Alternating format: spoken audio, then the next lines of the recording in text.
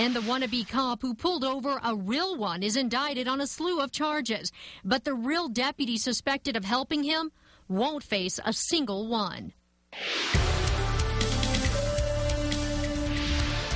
Good evening. A grand jury indictment shows Orlando Jaramillo had been playing fake cop for at least a year. While we learned a lot more about his charade, we also learned the real deputy accused of helping him won't be charged with a thing. Here's News 13's Ian Schwartz. While Jaramillo is facing a laundry list of felony charges, it's a different story for the real deputy who may have helped him put together his fake police car.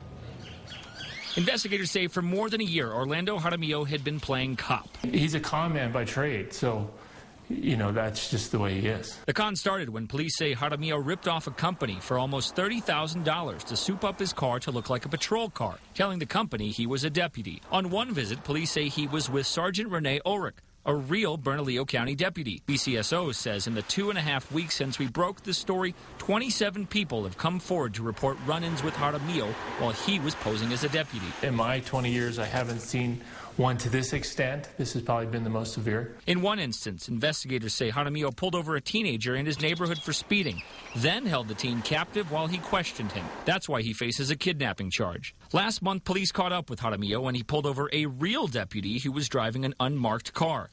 The undercover detective had baited Jaramillo by driving erratically. Jaramillo is also charged with assault, false imprisonment, 2 counts of unlawfully carrying a deadly weapon, 6 counts of fraud, and 10 counts of impersonating a police officer.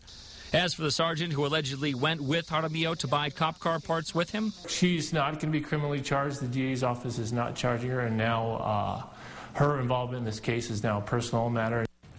The sheriff's office would not say why Sergeant Ulrich was with Jaramillo. The DA's office says she can't be charged because there is no charge for being an accessory to an impersonating an officer. That's because impersonating an officer is just a petty misdemeanor. Back to you. Thanks, Ian. BCSO did say Sergeant Ulrich is still on paid suspension.